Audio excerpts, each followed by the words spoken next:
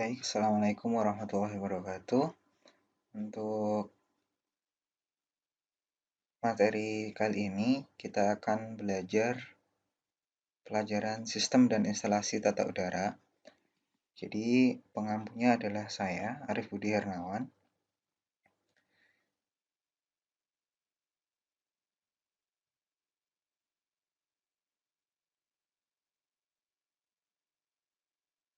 Nah, sebelum ke materi tata udara, kita harus tahu dulu apa itu sistem refrigerasi.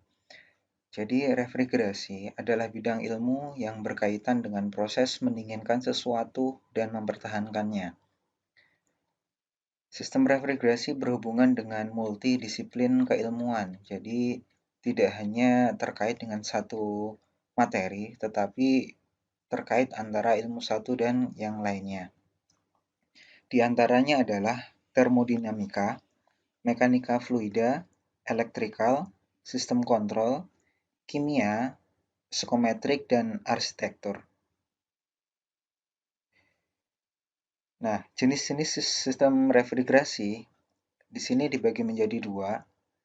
Yang pertama, sistem refrigerasi mekanik. Yang akan ditemui adalah mesin-mesin penggerak dan alat mekanik, seperti refrigerasi sistem kompresi uap, refrigerasi siklus udara, refrigerasi temperatur ultra rendah, dan refrigerasi siklus Stirling.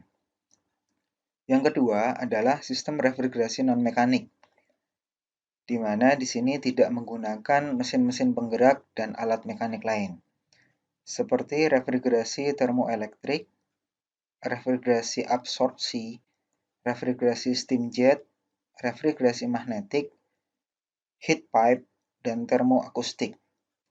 Contoh dari sistem refrigerasi mekanik adalah AC, kulkas, yang sering kita temui. Sedangkan untuk sistem refrigerasi non-mekanik misalnya adalah kulkas mini yang ada di mobil atau yang menggunakan USB. Itu menggunakan elektronik. Nah, selanjutnya, aplikasi sistem refrigerasi. Jadi, sistem refrigerasi ini digunakan diaplikasikan di mana saja. Nah, yang pertama, refrigerasi domestik. Yang kedua, refrigerasi komersil. Yang ketiga, refrigerasi industri. Yang keempat, refrigerasi transportasi. Yang kelima, tata udara industri dan tata udara kenyamanan. Nah, sistem refrigerasi domestik itu apa saja? Di sini ada contohnya, misalnya dispenser yang ada cool dan heating ya. Jadi dia bisa mendinginkan dan memanaskan, itu dia menggunakan refrigerasi. Jadi tidak semua dispenser. Apabila dispenser itu tidak ada sistem coolingnya atau mendinginkan air, berarti dia tidak menggunakan sistem refrigerasi. Dia hanya menggunakan heater saja. Nah, kalau dispenser yang menggunakan cooling, jadi airnya bisa dingin, itu berarti dia menggunakan sistem refrigerasi atau di dalamnya nanti ada refrigerannya. Kemudian yang kedua, kulkas. Dan yang ketiga, bisa misalnya penyimpanan freezer gitu. Nah, sistem refrigerasi komersial, ini yang mungkin kita sering tidak menyadari, ya kita sering lihat ya di supermarket misalnya. Di sini ada showcase, ya di sini ada freezer, di sini ada showcase kue yang dia diatur suhunya sekian agar makanannya bisa awet, dan kita misalnya ingin minuman itu dalam suhu sekian begitu. Nah, ini yang kedua, sistem refrigerasi komersial. Yang kiri ini showcase yang sering ada di supermarket atau di toko-toko kecil juga ada kadang ya, yang menyimpan air minum begitu, yang di warung-warung kecil itu termasuk showcase. Hanya kapasitasnya saja dia besar apa kecil. Yang kanan ini adalah cold storage. Cold storage ini adalah penyimpanan yang ada di hotel biasanya. Misalnya untuk menyimpan daging, dia tersendiri diatur dengan suhu sekian. Kemudian untuk menyimpan keju dan menyimpan sayur atau bahan masakan makanan yang lain. Nah, ini sistem refrigerasi komersial yang ketiga. Misalnya untuk penyimpanan telur ya, ini sistem pendinginnya ada di luar, kemudian evaporatornya atau yang mendinginkan dia ada di dalam suatu kotak atau ruangan. Nah, ini juga sistem refrigerasi komersial. Di sini ada freezer ya, freezer es krim, kemudian freezer misalnya untuk membuat es batu, ya, kemudian untuk menyimpan nugget misalnya atau daging. Nah, ini termasuk sistem refrigerasi komersial. Itu artinya dimanfaatkan secara komersial. Komersial itu apa? Komersial itu berarti digunakan uh, dengan tujuan misalnya bisa diperjualbelikan atau untuk mencari keuntungan. Selanjutnya, sistem refrigerasi transportasi. Ini yang ada misalnya yang simple ya di kereta, atau yang di bis, atau yang lebih kompleks misalnya ada di kapal atau pesawat. Ya, itu untuk sistem refrigerasi transportasi. Ini masih transportasi ya. Jadi mobil box untuk memindahkan es krim misalnya dari pabrik mau diantar ke toko-toko, ke supermarket, atau misalnya dari pabrik frozen food yang besar, itu dia diangkut menggunakan truk seperti ini, itu berarti sistem refrigerasi transportasi. Selanjutnya, sistem refrigerasi industri. Nah, ini yang digunakan di pabrik-pabrik ya, dengan skala yang menengah sampai ke besar. Nah, kemudian kita masuk ke sistem tata udara. Jadi kan tadi di aplikasinya dibagi menjadi 5.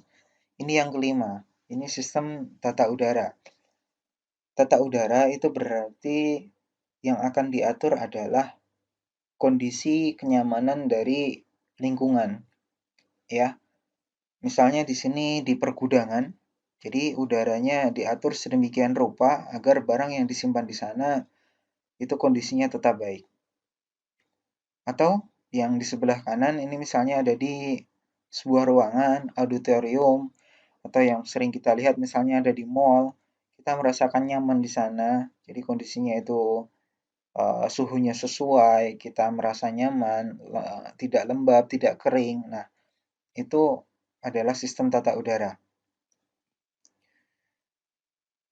Nah, kita masuk ke klasifikasi dari sistem air conditioning. Air conditioning itu kita sering sebut AC ya. Itu kalau bahasa Indonesianya adalah sistem kondisi udara. Nah, klasifikasinya apa saja? Di sini kita hanya akan mengenalkan, ini karena masih awal, jadi nanti kita akan bahas lebih dalam di materi-materi yang selanjutnya.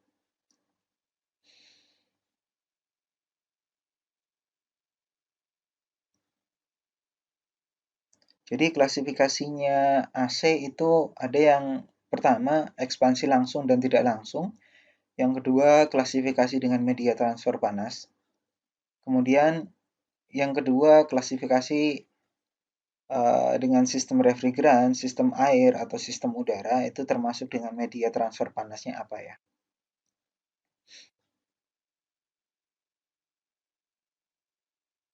Nah, ini ekspansi langsung dan ekspansi tidak langsung. Karena ini pengantar, pada dasarnya setelah ini nanti kita akan belajar tentang kembali ke teori, misalnya tentang perpindahan panas, yaitu tentang basic AC. Nah, kenapa saya berikan ini dulu? Agar kita punya gambaran besar. Oh iya, kita nanti itu belajar teori untuk apa sih?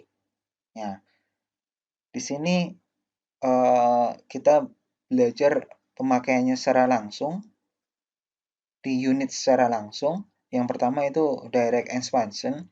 Ini AC pada umumnya. Di sini ada bagian outdoor dan di sini indoor. Di antara outdoor dan indoor, dia menggunakan pipa. Kita sering lihat pipa AC. Nah, di dalamnya itu adalah refrigeran.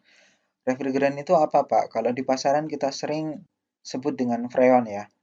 Jadi yang di dalam pipa itu adalah refrigeran.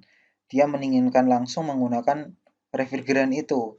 Direct itu kan langsung, ya. Kemudian yang kedua ini indirect expansion. Nah, ini di unit yang lebih besar, misalnya ada di gedung begitu.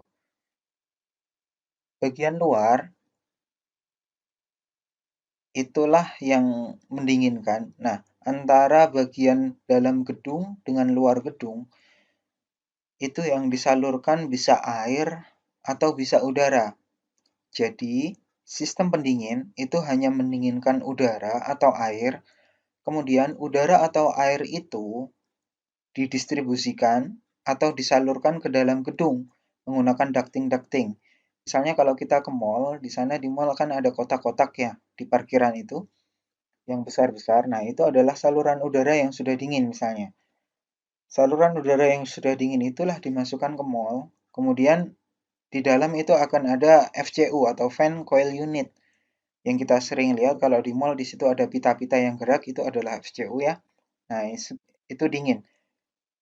Jadi air atau udara yang sudah dingin itu dimasukkan ke ruangan, kemudian dikasih ke FCU. Di FCU itu ada kipas-kipasnya yang itu akan mendistribusikan atau menghembuskan ke dalam ruangan. Jadi yang di dalam pipa ini adalah air atau udara, bukan refrigeran. Sedangkan yang di atas itu adalah refrigeran atau freon, ya. Ini bedanya antara direct expansion dan indirect expansion. Kita lanjut. Nah, ini ada tulisannya. Ini refrigeran. Air di sini adalah udara ya. Kemudian di sini refrigeran mendinginkan air. Airnya distribusikan masuk ke dalam gedung. Kemudian airnya itu dihembuskan menggunakan udara di FCU.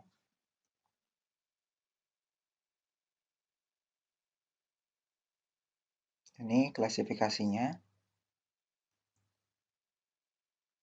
Ada yang sistem ekspansi langsung itu dia menggunakan refrigeran atau refrigerasi, freon, kemudian dia menggunakan sistem udara, kemudian yang ekspansi tidak langsung dia menggunakan sistem air atau water ya, air.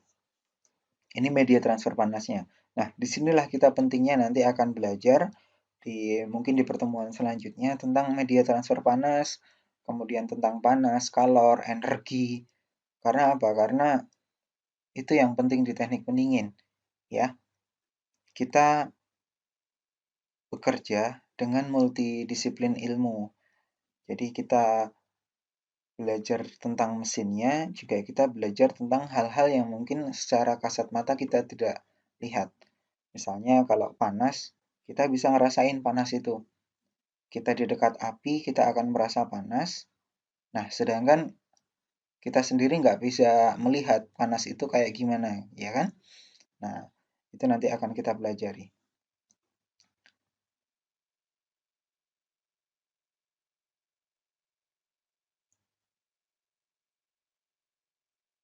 Jadi ini menggunakan ducting ya, kotak-kotak tadi yang seperti di mall. Nah, modelnya seperti itu pergerakannya. Jadi di sini ada refrigeran, di sini ada HU, ini ducting, yang sudah dingin itu disalurkan ke indoor di dalam ruangan.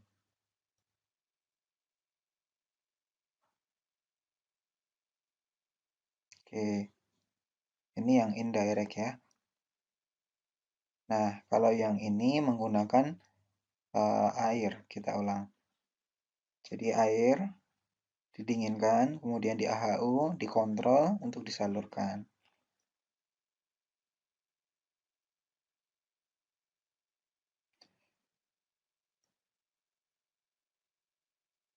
Oke, baik.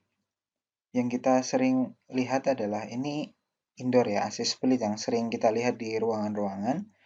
Kemudian ini outdoornya yang di luar. Saat kita di dalam ruangan, AC nyala, biasanya kita merasakan dingin.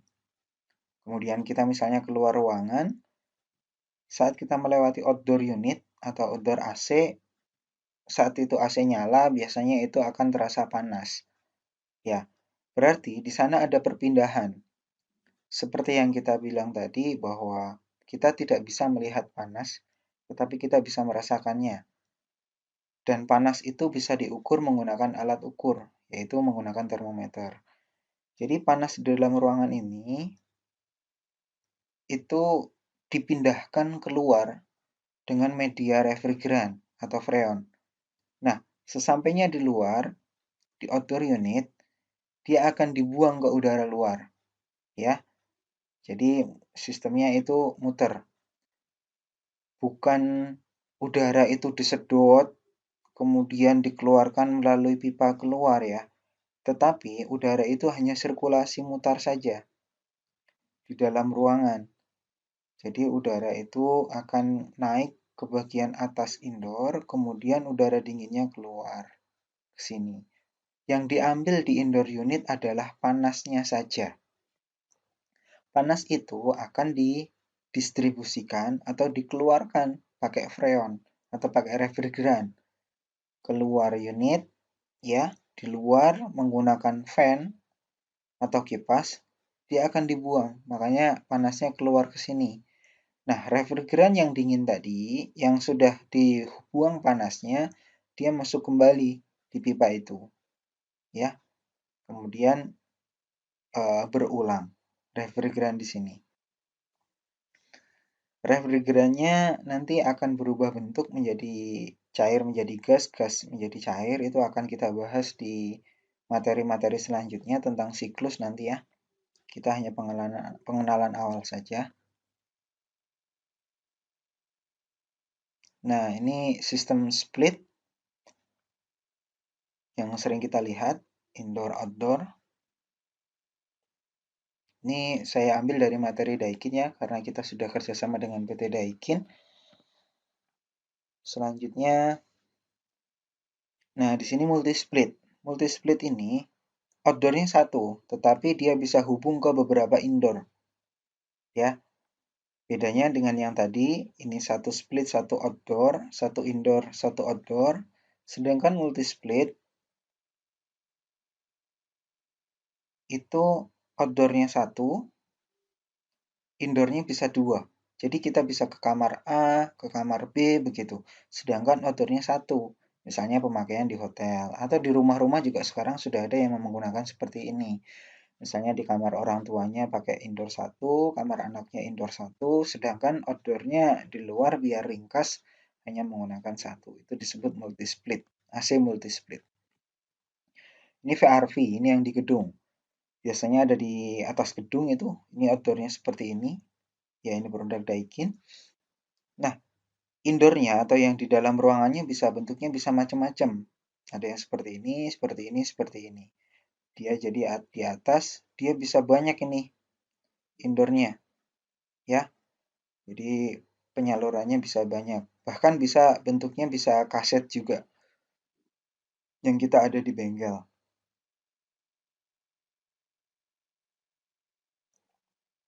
Nah, ini split ukuran besar. Misalnya floor standing ya. Jadi yang berdiri seperti lemari itu gede di masjid misalnya. Tapi kalau di masjid sih kapasitas terkadang belum tentu sebesar ini ya. Atau di ballroom misalnya, di ruangan rapat begitu. Nanti kalau ada yang bekerja di hotel itu atau di building itu sering menemukan yang seperti ini. Jadi outdoornya tetap di luar, yang di dalam itu unitnya seperti ini, dia besar. Kapasitasnya besar. Nah, ini yang sistem air ya.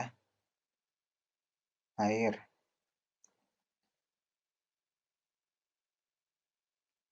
Ini menggunakan boiler, ini nanti saja. Ini yang menggunakan chiller, ini untuk biasanya nanti akan diajarkan di kelas 12.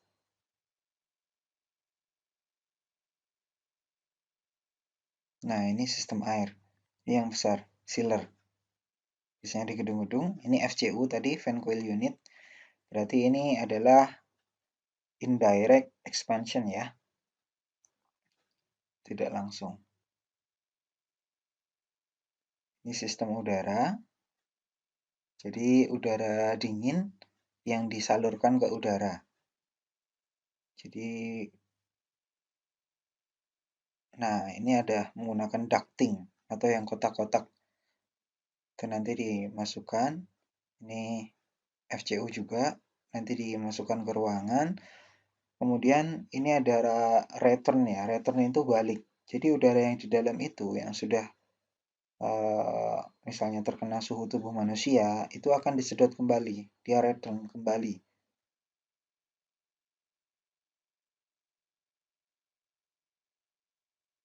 Nah, seperti ini. Ini split ukuran yang lebih besar. Supply itu udara masuk, return itu yang keluar.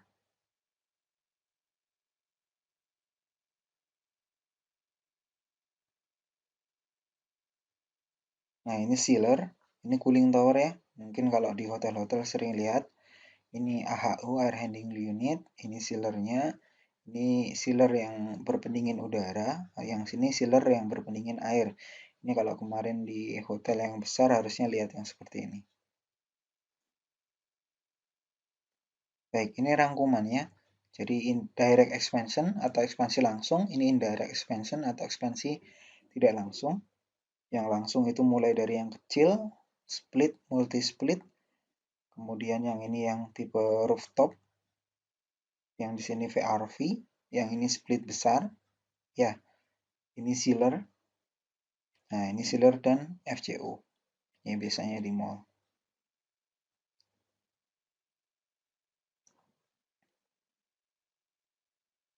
Nah, garis besar AC itu seperti ini, atau air conditioner, atau tata udara. Sistem kondisi udara itu garis besarnya seperti ini. Untuk hunian, RA, atau Residential Air Conditioning, atau AC rumah, atau AC window. Nah, kemudian yang komersil dia naik, ini kapasitasnya ya, PK-nya. Dia semakin besar, begitu.